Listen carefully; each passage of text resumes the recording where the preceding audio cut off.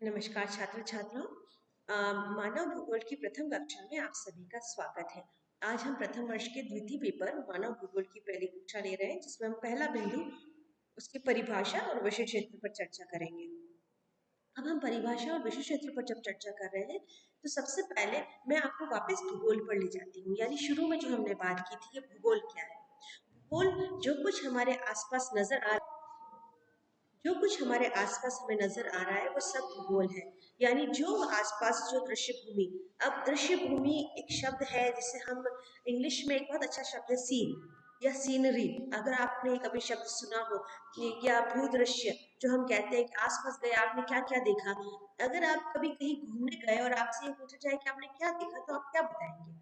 आप बताएंगे वहां जो प्राकृतिक पहाड़ पठार नदियां झरने पेड़ पौधे जानवर, और जो अगर शहर बसे हुए हैं तो शहर सड़कें, वहां पर अगर कोई अच्छी इमारत बनी है तो उसके बारे में बताएंगे। जो कुछ अगर वहां पर आपने अच्छा कुछ लोगों का पहनावा रहन सहन खान पान देखा तो उसके बारे में बताएंगे।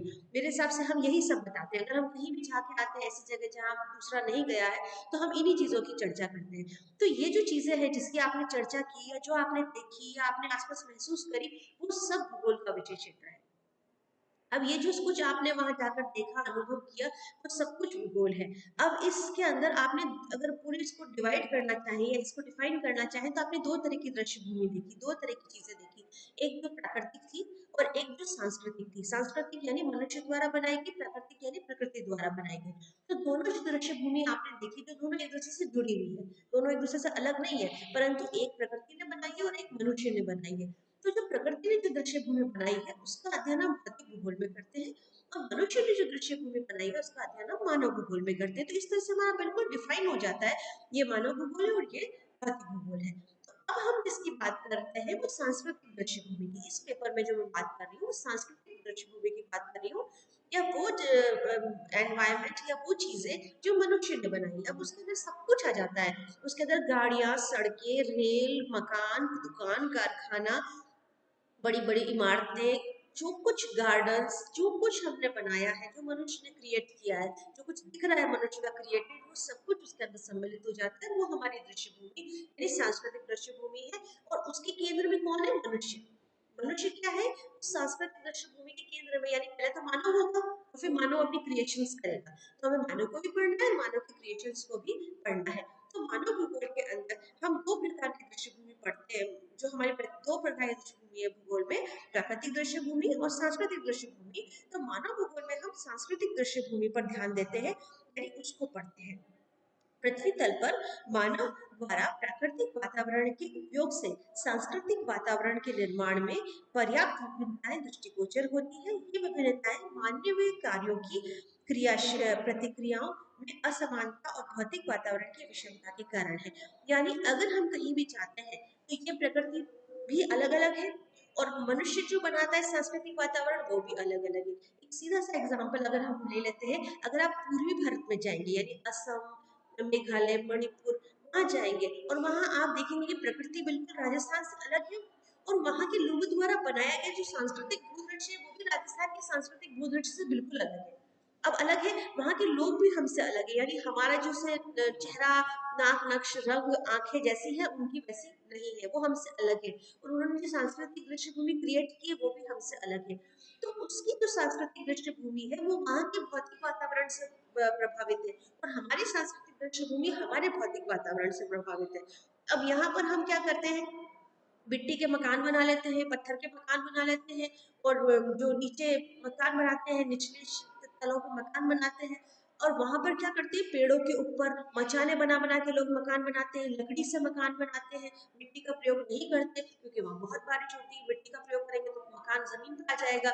नीचे इतने जानवर और गीलापन है कि वो ऊंचे उठा उठा के मकान बनाते हैं, और हम कभी भी ऊंचा उठा के मकान नहीं बनाते, हम निचला बनाते हैं क्योंकि हमारे यहाँ नीचे पानी भरे की समस्या नहीं है। तो इस तरह से जो प्राकृतिक वातावरण है वही मानवीय वातावरण का जनक होता है और उसका कारण होता है। और इस तरह से प्राकृतिक वातावरण और मानवीय वातावरण एक दूसरे के साथ जुड़े हुए रहते हैं, और एक दूसरे से जुड़कर ही अपनी क्रिया और प्रतिक्रिया करते हैं। अब जब हम मानवीय वातावरण की बात करते हैं तो जैसे मैंने आपको बताया कि हर विषय की अपनी एक परिभाषा होती है। यानी कुछ शब्दों में उस विषय को बांधने की कोशिश की जाती है, कुछ चीजों में बताया जाता है कि हाँ ये है तो इस विषय को बनाता है, और हम इस चीज का अगर अध्ययन करते हैं तो वो इस विषय का अध्ययन कहलाएगा।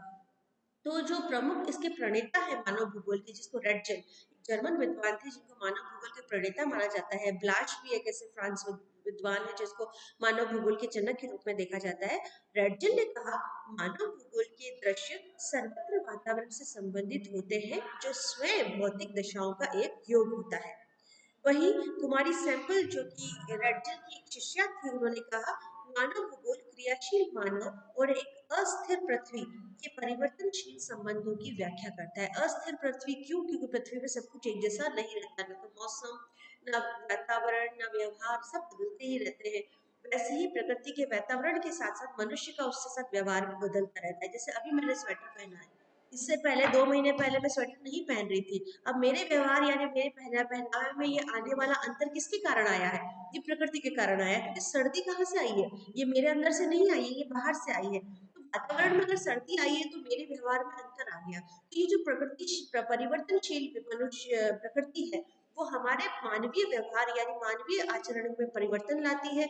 और हम अपना, अब हम नहीं खा रहे हैं, गरम गरम खाना पसंद करते हैं, जबकि हम ठंडा पेय आइसक्रीम खाना पसंद कर रहे थे 3 महीने पहले, परंतु अब हम ऐसा नहीं कर रहे। परिवर्तन क्यों आया है? क्योंकि प्राकृतिक वातावरण में अंतर आया है। वैसे ही फ्रांसीसी विद्वान ब्लाश, जैसे मैंने अभी कहा, बहुत ही प्रणेताओं में से माने जाते हैं। उन्होंने कहा, मानव भूगोल पृथ्वी और मानव के पारस्परिक संबंधों का एक नया विचार देता है, जिसमें पृथ्वी को नियंत्रित करने वाले भौतिक नियमों तथा पृथ्वी पर निवास करने वाले जीवों के आपसी संबंधों को अधिक संयुक्त ज्ञान समाविष्ट होता है। यानी उन दोनों को जोड़कर देखा जाता है, प्रकृति को और मानव को। वैसे ही ब्रून्स, जो ब्लाच के ही शिष्य थे, फ्रेंच विद्वान थे, उनका एक बहुत ही अच्छा कथन है। उन्होंने कहा, सभी मानवीय क्रियाएं जो भूस्थल पर विशिष्ट प्रकार के दृश्य प्रस्तुत करती है, मानव भूगोल की विषय वस्तु है। इसको थोड़ा सा समझेंगे हम वापस से। सभी मानवीय क्रियाएं यानी मनुष्य की सारी एक्टिविटीज, जो कुछ मनुष्य कर रहा है, जो भू सतह पर यानी धरातल के ऊपर विशिष्ट प्रकार के दृश्य प्रस्तुत करती है, यानी एक अलग तरह का चीज दिखती है। यानी अगर आप एक जंगल में जाएंगे और अगर एक झोपड़ी नजर आएगी तो वो एक विशिष्ट स्वरूप होगा। उस जंगल के पेड़ पौधों और मिट्टी के बीच में वो झोपड़ी एक विशिष्ट स्वरूप होगा, और वो किसने क्रिएट किया है? मनुष्य ने। जो भू सतह पर एक विशिष्ट प्रकार का स्वरूप प्रस्तुत कर दृश्य प्रस्तुत करती है, वो मानव भूगोल की विषय वस्तु है। यानी इस प्रकृति पर जो अलग चीजें जो मानव ने क्रिएट की है, वो सब कुछ पढ़ना मानव भूगोल के अंतर्गत आता है। तो मानव भूगोल में सबसे पहले किसको पढ़ना है? मानव खुद को, क्योंकि मानव खुद मानव भूगोल की विषय वस्तु है, और उसके द्वारा बनाया गया सब कुछ मानव भूगोल की विषय वस्तु के अंदर सम्मिलित किया जाता है। तो ऐसी कई सारी परिभाषाएं, मैं सारी परिभाषाओं में नहीं जाऊंगी, कुछ एक बड़ी महत्वपूर्ण परिभाषाएं मैं आपको सुना रही हूँ। हंटिंगटन एक महत्वपूर्ण नियतिवादी विचारक थे। उन्होंने कहा, मानव भूगोल भौतिक वातावरण और मनुष्य के कार्यकलापों एवं गुणों के पारस्परिक संबंधों के स्वरूप और विवरण का अध्ययन है। वहीं एक और विद्वान थे जिनकी कथन बहुत ही फ्रेंच और प्रवार था, अमेरिकी विद्वान थे जिन्होंने बहुत ज्यादा कार्य किया मानव भूगोल पे। इनका कथन है, पृथ्वी के धरातल पर मानवीय तथ्यों का क्रमबद्ध अध्ययन एवं वितरण क्षेत्रीय आधार पर प्रस्तुत किया जाना ही मानव भूगोल की विशेष सामग्री है। वापस से मैं पढ़ूंगी इसको।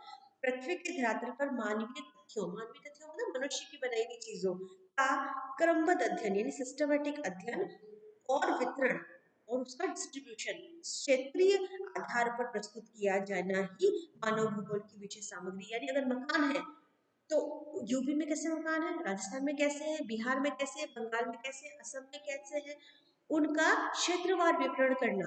अगर सड़कें हैं तो वहां कैसी है, यहाँ कैसी है, रेल लाइन है तो वहां क्या है, लोग काम करते हैं तो वहां क्या खेती कर रहे हैं, यहाँ पर क्या खेती कर रहे हैं, तो इसका क्षेत्रवार सिस्टमेटिक तरीके से इसका अध्ययन करना ही मानव भूगोल की विषय वस्तु है। तो इस तरीके से आपने देखा कि प्रकृति और वातावरण को जोड़ते हुए मानवीय क्रियाओं का अध्ययन करना ही मानव भूगोल की विषय वस्तु और मानव भूगोल की क्रियाओं में सम्मिलित किया जाता है।